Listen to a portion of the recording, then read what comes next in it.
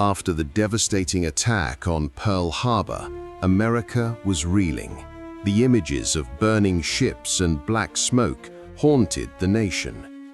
Confidence had been shattered, and the public demanded action. Revenge for the thousands of lives lost in the surprise strike. But how could the United States retaliate? Japan lay thousands of miles across the Pacific, far beyond the range of any bomber in America's arsenal. President Franklin D. Roosevelt asked a single, simple question: can we bomb Tokyo? Military strategists hesitated. It seemed impossible. But one man, Lieutenant Colonel James H. Doolittle, believed that the impossible could be done. Doolittle, a brilliant engineer, pilot, and daredevil, began to work on a plan that defied all logic. His idea was bold: launch medium bombers from an aircraft carrier, something never done before. The plan was dangerous to the point of madness. The B-25 Mitchell, a twin-engine bomber, required long runways to take off. A carrier deck was far too short. Still, Doolittle was convinced. If it can be imagined, it can be done, he said. A team of 80 volunteer airmen was chosen. They knew little about the mission ahead, only that it was dangerous and unprecedented.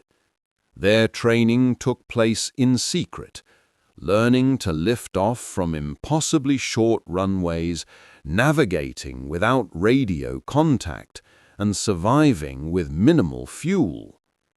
The operation was codenamed Special Aviation Project No. 1. In April 1942, the aircraft carrier USS Hornet departed from San Francisco, carrying 16 B-25 bombers lashed to her deck. The scene was extraordinary. Massive bombers crowding a ship designed for lightweight fighters. Sailors and pilots alike stared in awe. If this mission succeeded, it would be remembered forever. If it failed, they might never return. On April 18th, still hundreds of miles from Japan, the task force was spotted by a Japanese patrol vessel. They had been discovered. Doolittle made the decision instantly. We go now. The bombers were launched 10 hours earlier than planned, at extreme range. Fuel would not last. The crews knew they would not make it home. The ocean winds howled across the deck as the first B-25 roared forward. The carrier pitched violently in the waves. Every second counted. One by one, the bombers clawed their way into the sky, engines screaming, wheels barely clearing the water. Sailors cheered each successful takeoff. Now, there was no turning back.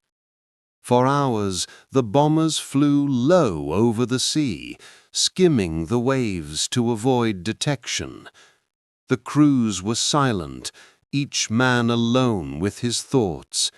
They knew that this mission could change the course of the war, but it might cost them their lives. Finally, the islands of Japan appeared through the haze. At noon, sirens wailed over Tokyo. People ran through the streets, staring up at a sky filled with something they had never seen before: American bombers. The B-25s descended, their engines echoing between the buildings. Bombs fell on Tokyo, Yokohama, and Nagoya. factories, military installations, and oil depots. Fires erupted across the cities. Smoke rose high into the sky. Though the physical damage was limited, the psychological impact was enormous. Japan had believed its home islands were untouchable. Now, that illusion was shattered. Doolittle's plane was the last to leave Tokyo. As he looked back, he saw plumes of smoke twisting upward, proof that America had struck back. The crews knew they wouldn't have enough fuel to reach the safety of friendly bases. Night fell as they crossed the East China Sea. Wind, rain, and exhaustion set in. One by one, their fuel gauges dropped to zero. Planes crash-landed, or the crews bailed out into darkness. Many landed in occupied China. Some were captured by Japanese forces. Others were rescued by Chinese villagers who risked their lives to hide the Americans.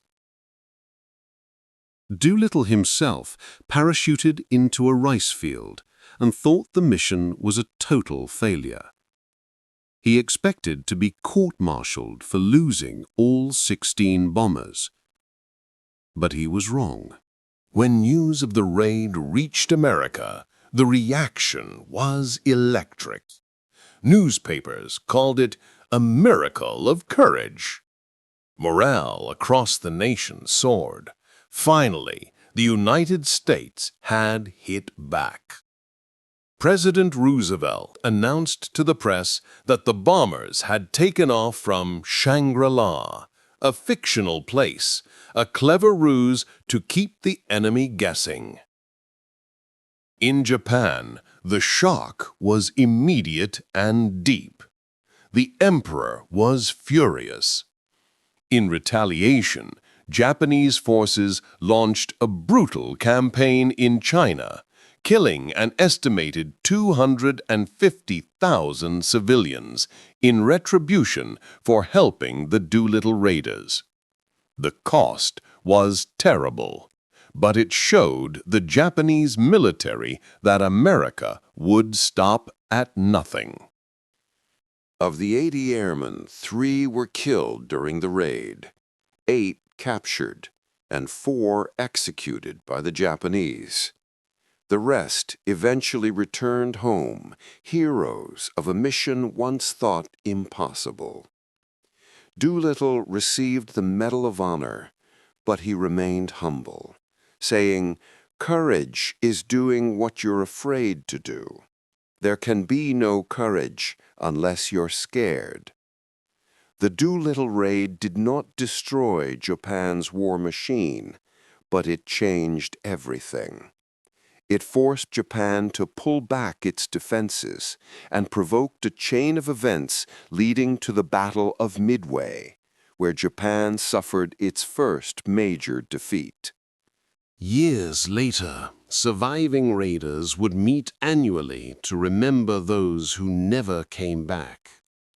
They would open a silver boblet engraved with each man's name, turning it upside down for every comrade who had passed.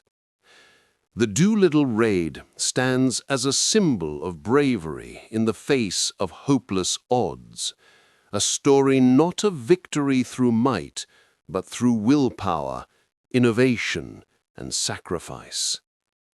It was proof that even when a nation is struck to its knees, it can still rise and strike back with heart and honor. When Doolittle stood before his men after the war, his voice trembled. "You showed the world that America does not surrender. You showed that courage can fly farther than fuel, higher than fear." The legacy of the Doolittle Raiders still echoes in every pilot who dares the impossible.